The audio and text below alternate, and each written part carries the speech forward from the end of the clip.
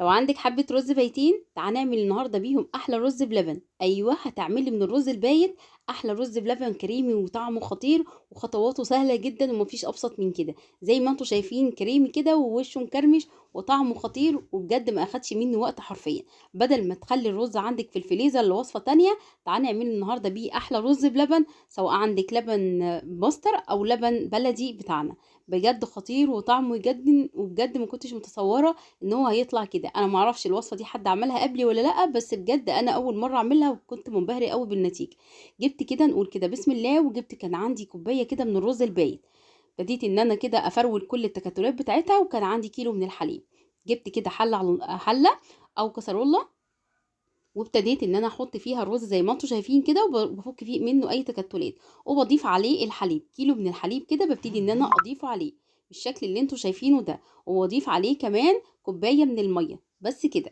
وابتدي ان انا اقلبهم الاول على البارد، وبعد كده ببتدي ان انا ارفعهم على النار، علشان بقى ابتدي ان انا اعمل الرز بتاعي الكريمي جدا اللي طعمه يجنن. بقلبه كده كويس جدا، وبعد كده برفعه على النار. بفضل كده على نار عاليه الاول لحد لما يخش في الغليان، وابتدي ان انا اقلب فيه. عقبال كده ما يغلي معايا ببتدي ان انا احضر الاول كوبايه الا ربع من الميه، عليهم كوبايتين من النشا ومعلقه من بودره الكريم شانتيه. دي اختياريه، ممكن تستغني عنها تماما، بس الكريم شانتيه كده بيدي تيست حلو جدا للرز بلبن. بقلبهم كويس جدا وبركنهم جنبي كده عشان يبقوا جاهزين معايا. اول ما الرز بلبن يبتدي يغلي معايا ببتدي ان انا اضيف النشا اللي انا دوبته في الميه ومعلقه الكريم شانتيه، وافضل اقلب بقى على نار متوسطه على طول كده زي ما انتم شايفين. بيبتدي يتقل معايا زي ما انتم شايفين. بعد كده بضيف معلقه من الزبده، دي برضو اختياريه، وممكن تستبدليها بنص معلقه من الفانيليا. وعندي كمان السكر بقى التحليه اللي انت حباها، وبقلبها وابتدي ان انا اديها بس تقليبه لمده 3 دقايق زي ما انتم شايفين كده. خلاص الرز بلبن معايا تمام. ببتدي ان انا اجيب الاطباق بتاعتي او البولات بتاعتي وابتدي ان انا اغرفها. عايزه اقول لكم ان طعمه حلو جدا جدا وسهل وبسيط.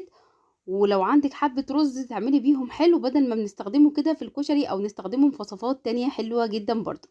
هسيبه يبرد تماما، وبعد كده بدخله التلاجة زي ما انتم شايفين. عايزه اقول لكم ان قبل ما ابتدي ان انا اقدمه تاني واصوره، ابتدي ان كان فيه هجوم عليه واتاكل كده من قبل ما يبرد. طعمه خطير. شايفين الوش عامل ازاي، وكريميه وكريمي كريمي جدا. يعني جربوها بجد، هتنجز معاكم حلوه جدا. لو عندك رز بلبن، عندك حبه رز بيتين، ابتدي ان انت لو جالك ضيوف فجاه ولا حاجه.